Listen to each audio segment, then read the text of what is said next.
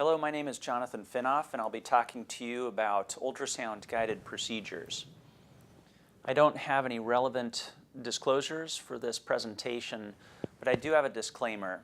This presentation is not meant to be a comprehensive review of all ultrasound-guided procedures.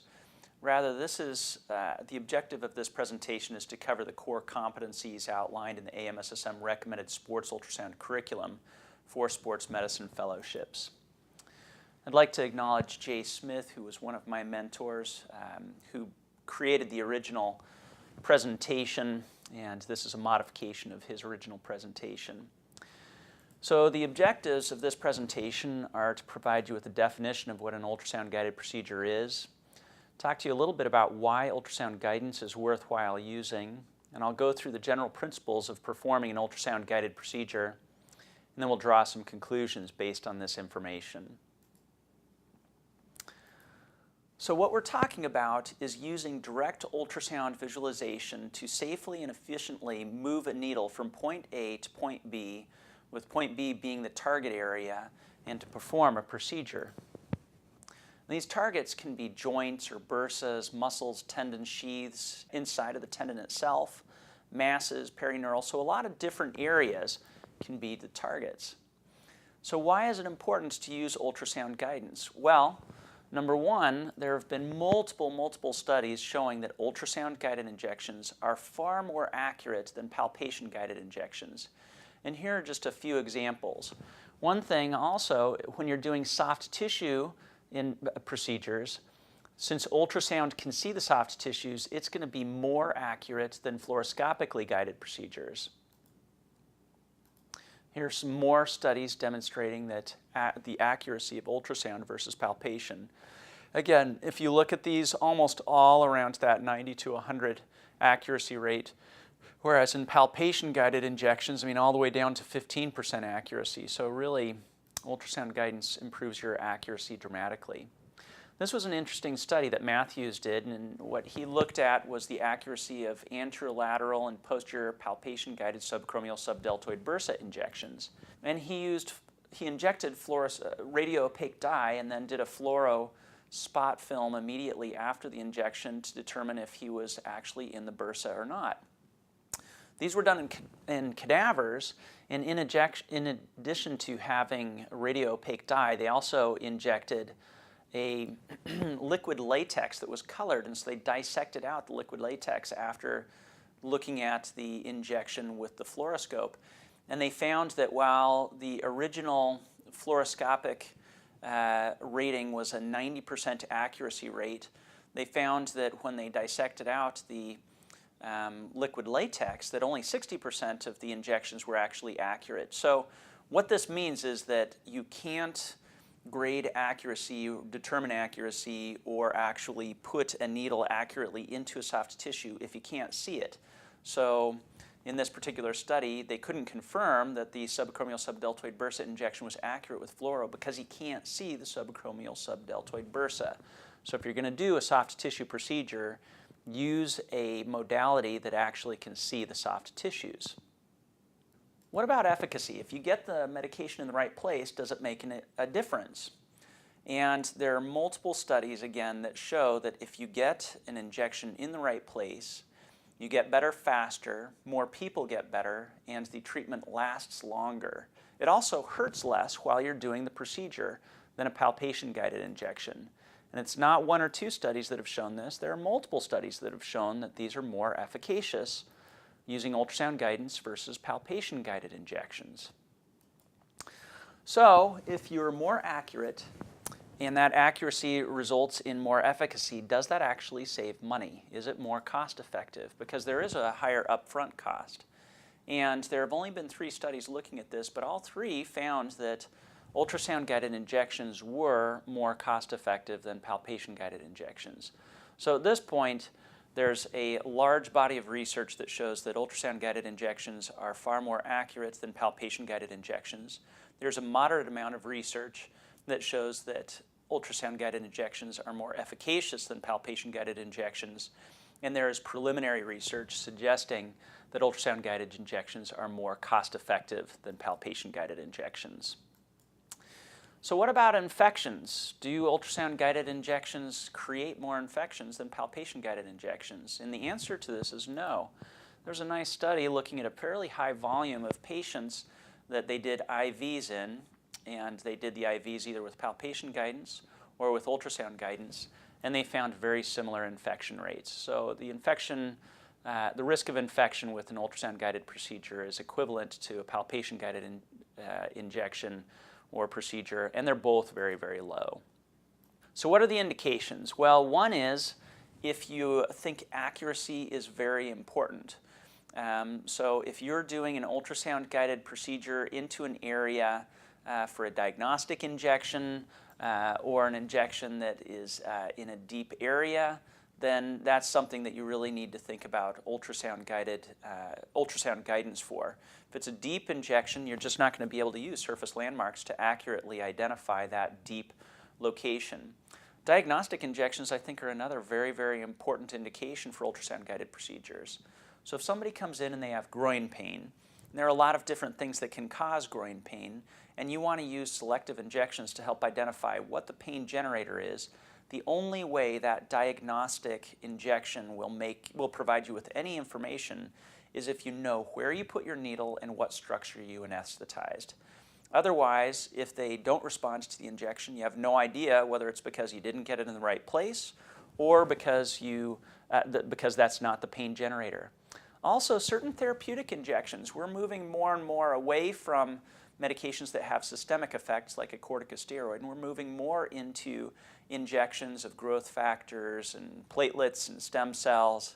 I mean, even viscosupplementation, where if you inject a viscous supplement into the deltoid and you're trying to get a knee benefit, that person's not going to have any benefit and they're going to have just a sore deltoid. You know, certainly you can make an argument that if you did a steroid injection into the deltoid, somebody with knee pain might get better because of that systemic effect. But there are a lot of medications that we're using nowadays that really need to be in the right place to have any type of efficacy. If you've done a prior palpation-guided injection and it didn't work, it's possible that it's just not going to work, but it's also possible that you just didn't get the medication in the right place. So that would be a good indication for an ultrasound-guided injection. Frequently, I have patients referred to me, and on the referral it says, please perform diagnostic ultrasound and consider interventional procedure based on your findings. So that's really not that uncommon, and you can use ultrasound to perform a diagnostic evaluation of the area and determine if an interventional procedure is the right thing to do. Again, I talked to you previously, or mentioned previously, that if you're doing a soft tissue procedure, then you want to make sure that you're using an imaging modality that can actually see the soft tissues.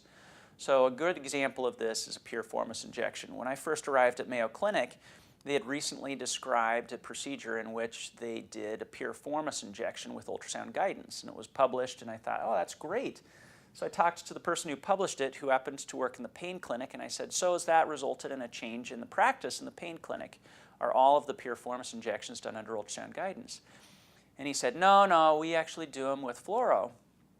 And I said, well, with fluoro, you can't see where you're doing your injection. So why would you use fluoro? And he said, oh, we know we're putting the medication in the right place. We drop the needle down to the lateral aspect of the sacrum. We walk it off the lateral aspect of the sacrum, and we inject a little radio-opaque dye while we do that. And we look for a dye pattern going in the direction of the piriformis. And when that happens, we know we're in the piriformis and we do the injection.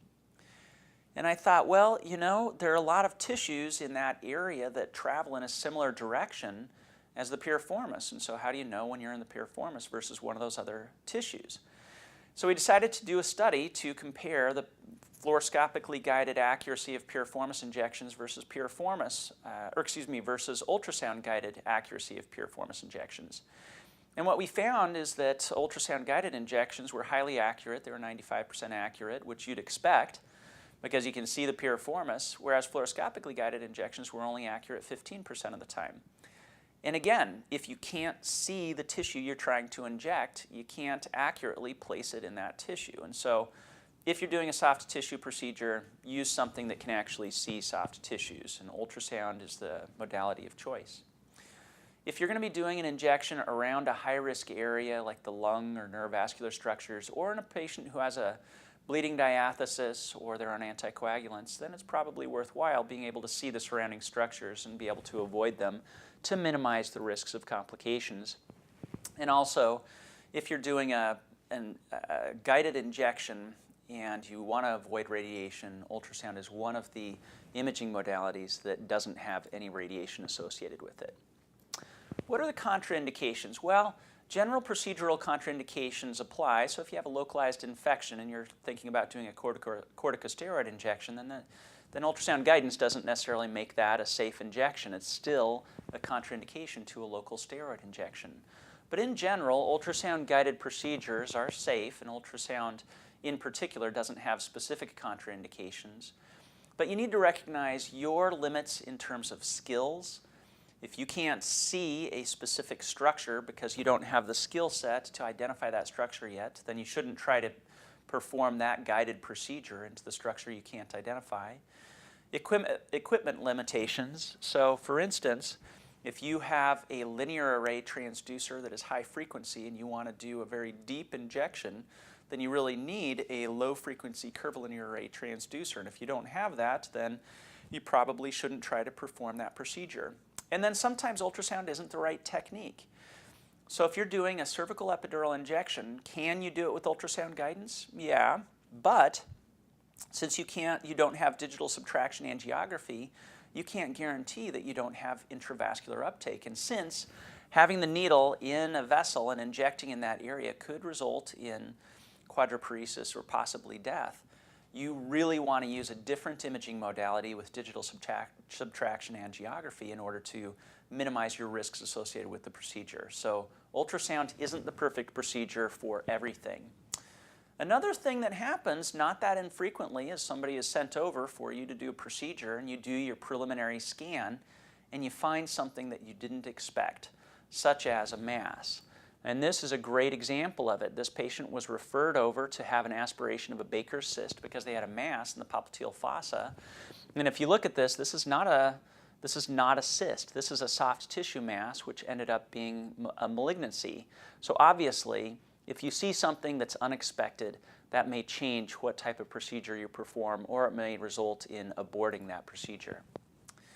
So when you've decided that you're going to be doing an ultrasound-guided procedure, you need to plan the procedure in order to set yourself up for success. And the first thing that I like to do is make sure that I have the ergonomics correct. I want the patient lying down so that if they do have a syncopal episode, they are already in a lying position.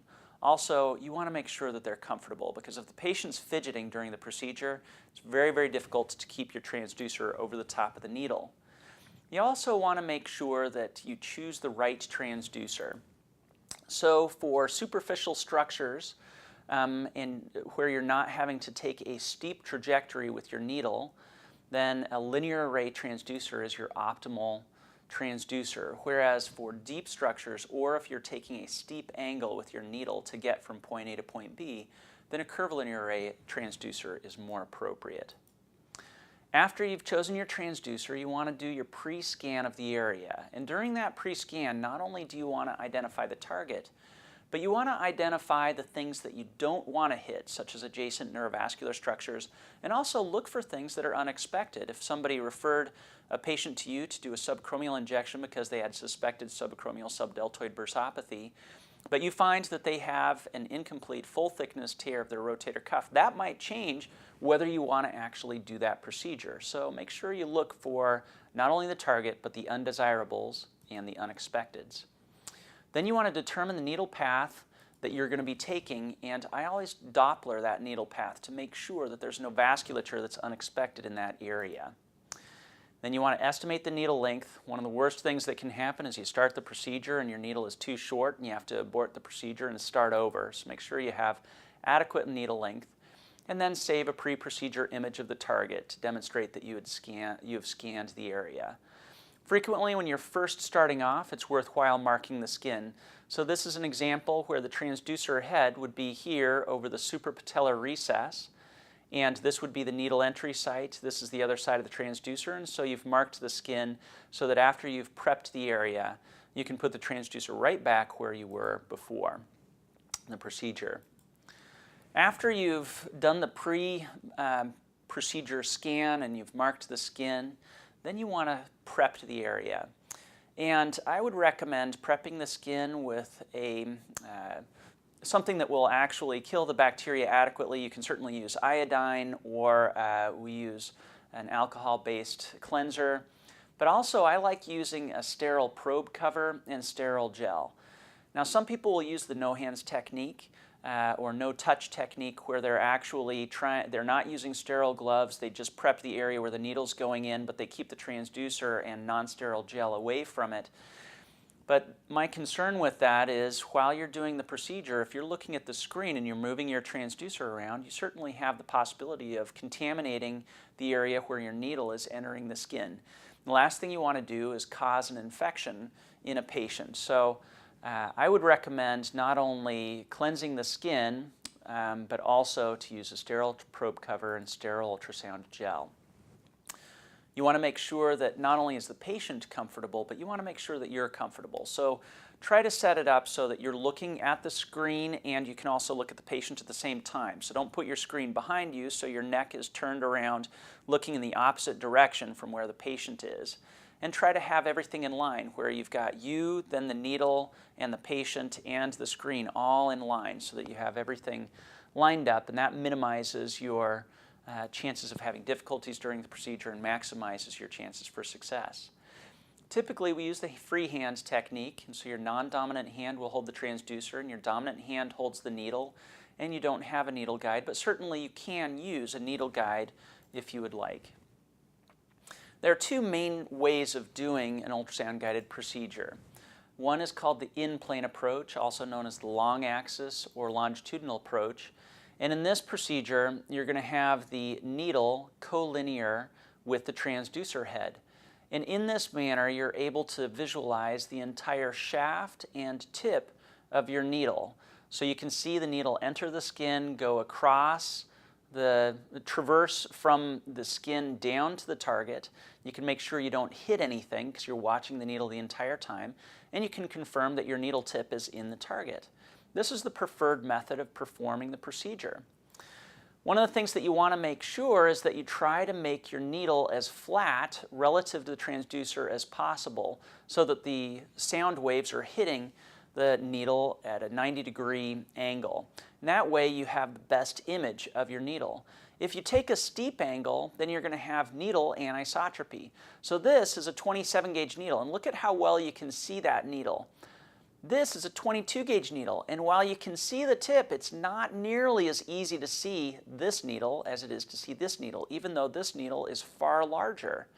And it's just because this needle is at a right angle to the trajectory of the sound waves, whereas here you have a significant difference in your angle of incidence for those sound waves, and so you're getting needle anisotropy. So try to make your needle, you try to decrease the obliquity of the needle relative to the transducer as much as possible. The other technique is the out-of-plane approach, also known as the short axis or transverse approach. And in this technique, you have the needle coming underneath the transducer in a short axis. So you only see the needle tip. You can see here, this is a picture of the dot, which is the needle tip underneath the transducer. Since you can't see the shaft and you can only see the needle after it comes underneath the transducer, a majority of the procedure you don't see your needle, and so you're doing essentially a blind procedure until it's underneath your transducer. So this is not the ideal approach for a majority of injections. It certainly is something you can use for superficial joints, such as the acromioclavicular joint and interphalangeal joints in the hand, but ideally you want to use the long axis approach as frequently as possible. And here's one of the pitfalls. So when you guide a needle underneath the transducer and you have the needle right in that area, this is what you see. Then you move your needle on past that area. Your transducer is still over the top of the needle, so this is still what you see. Then your needle has gone all the way down and it's now in the aorta and you have blood spurting out the back of this area.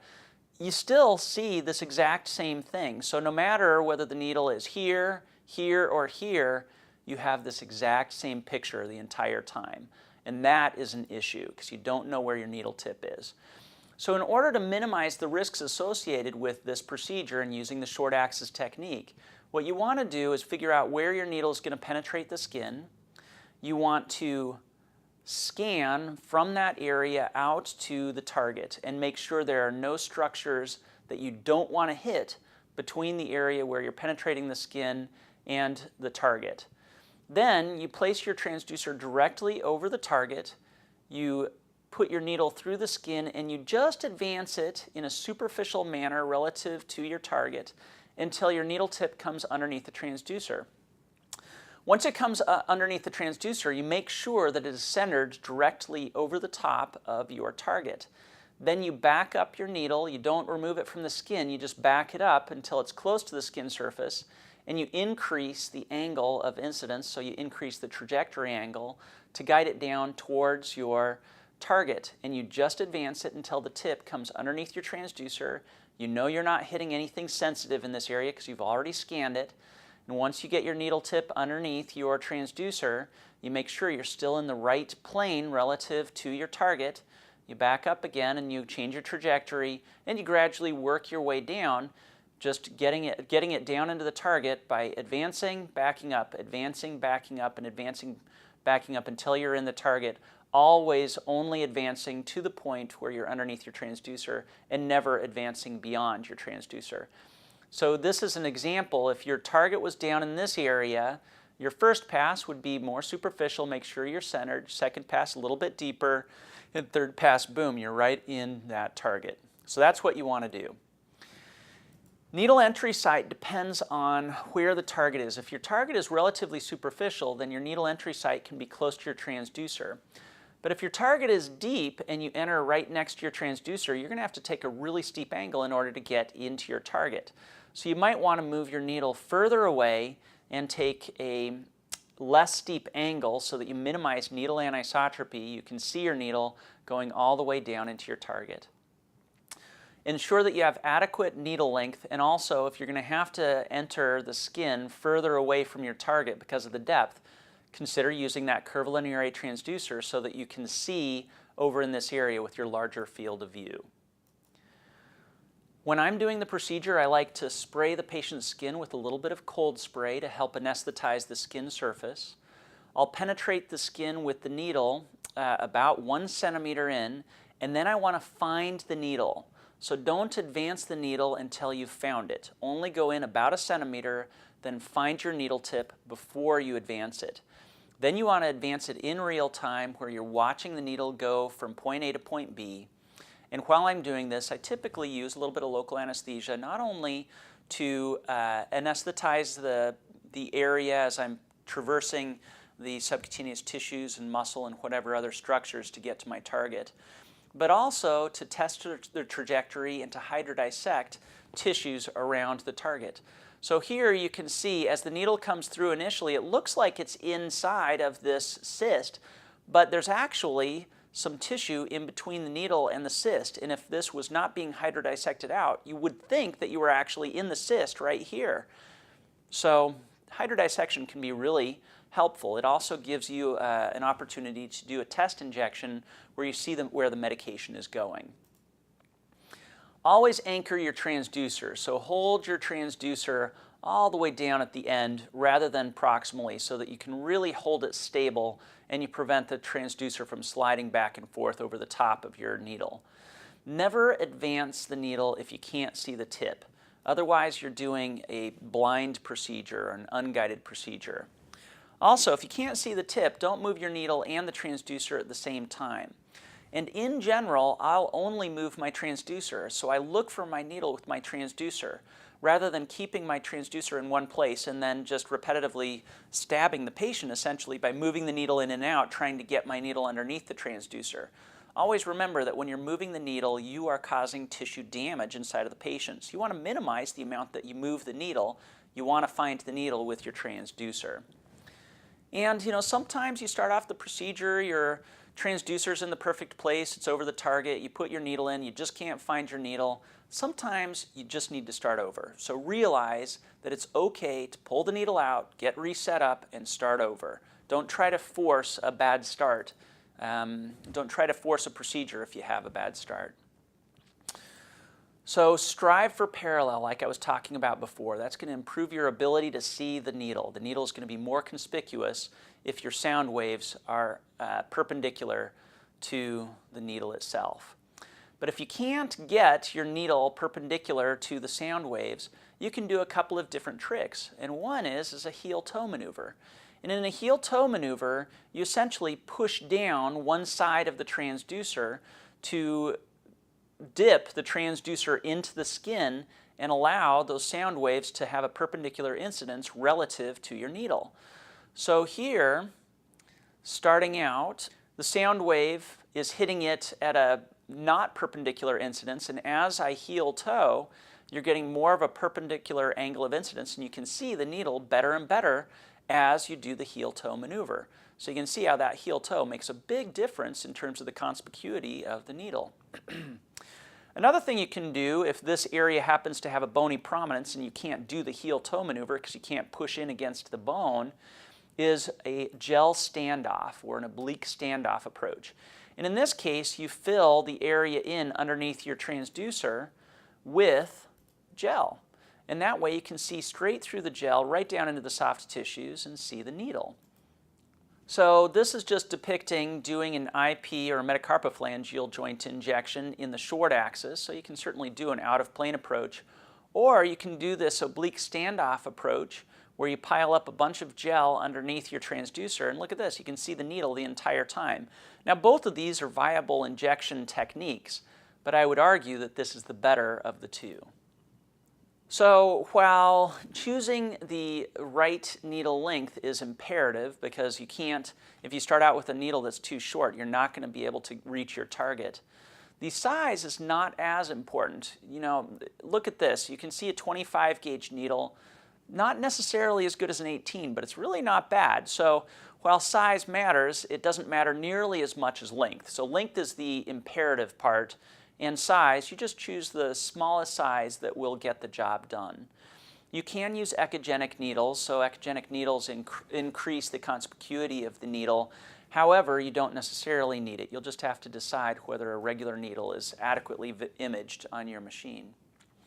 Now, if you're having difficulty finding the tip, there are a couple of different tricks that you can use. One is jiggling the tip. So obviously there are a lot of hyperechoic dots in this muscle. And so this could look like just one of the other hyperechoic dots, but none of these are moving when I'm wiggling the needle, whereas this is. So jiggling that tip can really help you figure out where the needle tip is. And it's a sewing machine action, so just a little in and out, a little in and out, as opposed to a wagging back and forth where you're actually causing a shear stress to the tissues. You can also rotate the bevel. So look here, the bevel's up, the bevel's down, the bevel's up, the bevel is down. So you can rotate the needle tip. And if you see the bevel up and down while you're rotating it, you know you're looking at the needle tip because the shaft doesn't change in terms of what it looks like while you're rotating the needle. You can also advance and retract a stylet, and you can see that coming out the end of the needle tip. So once you have your needle in the target, so here's the needle coming down, I'm repositioning the transducer, guiding it down right there, it was in the target. Take a picture. You should aspirate to make sure that you're not in a blood vessel, inject under direct ultrasound visualization, and then I like to rescan the area and make sure the injectate is in the area that I wanted it to be in. And frequently you can take a picture after the procedure as well to document that the injectate is in the right place. So in conclusion, ultrasound is a really powerful tool for guiding interventions in the musculoskeletal system. Ultrasound-guided procedures are more accurate, likely more efficacious, and cost-effective than palpation-guided injections. Visualization of the needle is crucial. If you can't see your needle while you're doing your procedure, you are doing an unguided procedure. So make sure you find your needle early on in the procedure and guide it from point A to point B. The in-plane approach is the optimal approach, and you want to minimize the amount of obliquity of the needle relative to your transducer so that you have your best visualization. Planning for a safe and efficient procedure requires an appreciation of basic ultrasound physics, so again, anisotropy. Choosing the right equipment for the job, so whether that's ultrasound versus fluoroscopy, or whether that's the right transducer. You need to know the local anatomy so you can not only find the target, but make sure you don't hit things that you don't want to hit. And you also have to have the skill sets to find, track, and advance the needle. So recognize your limits. Recognize what you can and can't find. Recognize your equipment limits. Recognize whether ultrasound is the right modality for the procedure. So be sure that you understand what you're doing. And while this looks relatively easy, it's actually pretty tough. And so make sure that you practice this. Just like anything, it's something that you can master and you can become great at. But it does take time. Practice is key. Thank you very much for your attention. That concludes the presentation. And here's a list of some references. Thank you.